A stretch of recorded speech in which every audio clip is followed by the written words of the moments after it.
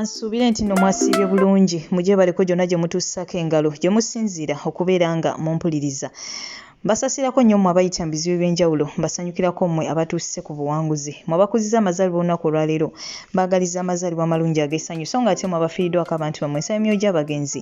Katonda agiwummuze emirembe agiramuze ekisa, agumye emitima abaka ab'eŋŋanda ssaakaate n'ab'emikwano. Amannya nze Omumbejja Aisha Nassolo, butereevu mmantuuse okubeera nga ate nkutuusaako updates ge mawulire agagenda mu maaso mu ggwanga lyattu Uganda. Kati nno munaye kyenkusaba, subscribe nga teekako akadde oleme okubeera nga ate omissinga out. Yes, naye nga sinagenda mu maaso kansooke ate njagalize omukyala Teddy Naluswa Bujingo amazaalibwa amalungi ag'essanyu. Leero kitegerekese nti omwaka omupya munnange gwegasse ku myaka gye. Tumwagaliza buwangazi, tumwagaliza ssanyu ate era tumwagaliza buwanguzi mu mbeera yonna. Happy birthday Pastor Teddy Naluswa Bujingo. Yes, so nga ate mawulire ga nnaku nnyo nnyini ddala ag'okubeera nga omukulu munnange abadde amanyikiddwa nga Simu Kiwanuka era ng'ono yali akola programu ensi n'obwengula ku Radio Uganda. Munnange bw'atyo Mungu yamujjuludde yakkiridde ezira kumwa ennyindo munnaye gye zirembekera mukoka era we twogere mugenzi. Tusaba omwoyo gwe Katonda agumuze emirembe agulamuze ekisa, agumye emitima abaka ab'eŋŋanda ssaakaate n'ab'emikwano. Ekyamujje mu nsi munnaye ate kye kirwadde kya pressure ekibadde ate kimaze ebbanga munnange nga kimutigomya. So nga ate ebyo tubitadde ku bbali, kinajjukirwa nti eyali munnamateeka omukulu w'ekibiina kya National Unity Platform oba gwe kyosobola okuyita NUP omukulu oyo Kanso Anthony Wameri munnaye kinajjukirwa nti Mungu yamujjulula dda mu bulamu bw'ensi era twоgerera zembuyaga ezikaze engoye. Kati nno olunaku olwaleero omubiri gwe munnange gutuusiddwa ku kisaawe Entebbe era we batyo bagwolekeze ate ku kitebe kya NUP. Twongera okusaba omwoyo gwe Katonda guumuze emirembe agulamuze ekisa era bwe tutyo twongera okusaba munnange Katonda ayongere okubeera nga ate agumye emitima abaka ab'eŋŋanda ssaakaate n'ab'emikwano. Yes, ffenna ly'ekkubo ekitwawula okubeera nga ate oli asookayo munne naye nga naffe essaawa yonna tubeera bakugoberera. So nga ate munnange ng'ensonga z'ebisiyaga zikyakutte wansi ne waggulu. Eryo munnange essomero erimanyikiddwa nga PPM Girls mu kibuga ky'Ejjinja. Abazadde b'abayizi mu ssomero eryo we batyo balirumbye ne beekalakaasa. Munnange beekalakaasiza we batyo nga balanga abasomesa b'essomero lino okubeera nga bayigiriza abaana ensonga zino ez'okubeera nga ate munnaye bakola ki beerya ebisiyaga. Akatambi ngenda kuba nkakulekerako mu maaso kaawo naye nga nze abazadde mwenna nnyongera obbasaba bannange mukole ekyetaagisa. Owulira nti omwana wo essomero mwali babayigiriza okulya ebisiyaga, gwegatte ne bazadde banno mubeeko kye mukola. Tolwanirira mwana wo yekka kuba munaye gwe oyinza olwanirira omwana wo n'omugjawo n'omutwala ku ssomero eddala naye gwe olowooza n'ogumaza mbiro. Tosobola kugumaza mbiro munnange era gy'oba omututte naye ebisiyaga bijja mmusangayo. Bano abaana b'otosobodde kulwanirira gwe n'olwanirira wo yekka, abaana abo be bamu bagenda kukola omukwano ku mwana wo era bagenda muyigiriza ebyo munnange by'otaagala mwana wayige. So abazadde mwegatte mulwanyise empisa zino eno ezifumbekedde mu ggwanga lyaffe Uganda, otherwise wekitaaba ekyo abaana bannange baboonoona babamalawo. So nga ate ebyo omukwano gwange mbitadde ku bbali. Ye Arthur Kayima kigambibwa mbu ebibye si birungi n'akamu n'akeddagala. Munnange kigambibwa nti bw'atyo omukulu ono akwatiddwa era bw'atyo mbu naggalirwa ate wali mu ggwanga erya UK gye yalaga.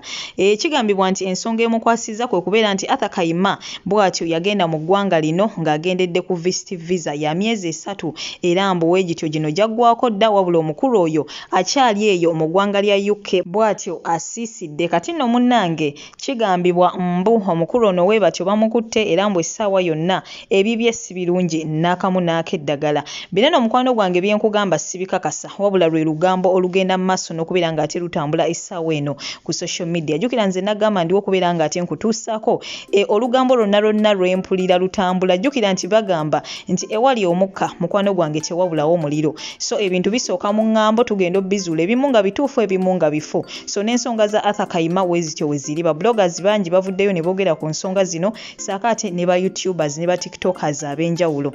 Kati nno lwe lugambo olukutte wansi ne waggulu wabula ng'ekituufu kiri nti tetululinaako bukakafu. Nze nga nze z'omu sirulinaako bukakafu era obukakafu nabwonna bwe naabanzudde emunaye ku nsonga zino butereevu nja kuba ate nkomawo nclarifalinge whether byabadde bituufu oba nedda naye nga for now emunange bino eno bikyali mu lugambo byambu ate bye tugenda mu maaso n'okubeera nga twogerako ku nsonga ate eza Arthur Kayima so nga ate mukwano gwange ngenda kuba nkulekerako akatambi Pastor Bujingo yavuddeyo bubi nnyo bw'atyo n'atabukira omukulu Robert Kyagulanyi Ssentamu oba gwe muyite Bobiwine ono nno munnaye yamutabukidde ku nsonga za bisiyaga ng'agamba nti bangi nnyo bavuddeyo ne boogera ku nsonga zino naye mbu omukulu Bobiwine munnange mbu ye teyeenyeenya era bw'atyo ye Pastor Bujingo kwe kuvaayo mbu asobole okubeera ng'ate agamba ku mukulu Bobiwine asobole okubeera ng'oba oliawo naye avaayo tumanye wa gyagwa ku nsonga eno jjukira nti si ye yekka avuddeyo wabula abantu bangi nnyo bavuddeyo munnaye nga boogera ku nsonga eno nga bagamba nti omukulu Robert Kyagulanyi Ssentamu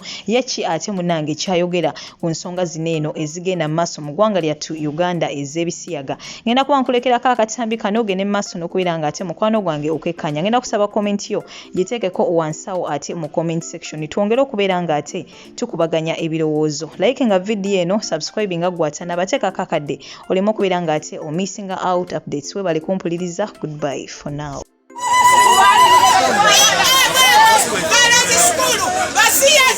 Basiyaga abaana baffe eyo si ye mishoni yaffe yali ya knowledge twagala abaana baffe mutuwe abaana baffe mwagala temwagala mutuwe abaana baffe bagende ebweru gye baba basiyagira abaana b'abantu bali mu kubakwatira mu masomero twetaaga etteeka Speaker ayogedde, President ayogedde, Deputy Speaker ayogedde, abantu bonna abategeera boogedde, ninze Kyagulanyi.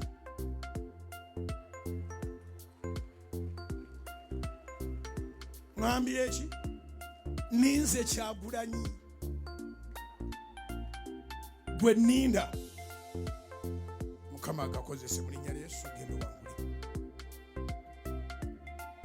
Gwe nninze Uganda teteekwa kuwanyisibwamu ssente abaatusooka ensi baagikwasa Katonda olwafuna independence bwepa ne bagalina eggwanga lya Katonda.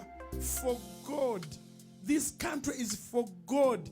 Our motto says for God and my country. Omuntu yenna ayagala entebe ya Uganda nga bwe bamugamba nti ebisiyaga obiwagira obiwakanya obivumirira ng'ayogeza birimi yakafa olumbe. Nkiddemu kubanga nkigenderedde. Omuntu yenna ayagala entebe ya Uganda nga bwe bamubuuza ku bisiyaga abiwagira oba abiwakanya ng'ayogeza birimi yakafa olumbe kubanga oluvannyuma lwenga president ani aliddamu okufuga nga abantu bagenda mu bubina.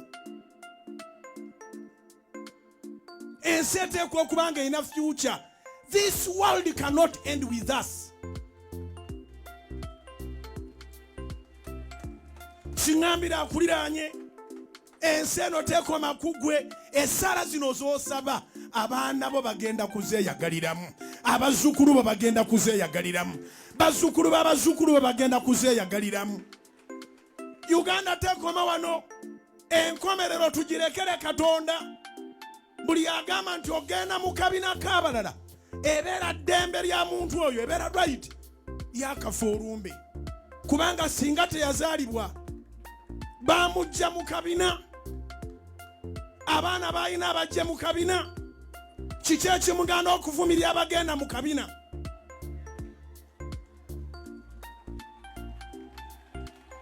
Kubira Mukama engalo ez'amaanyi.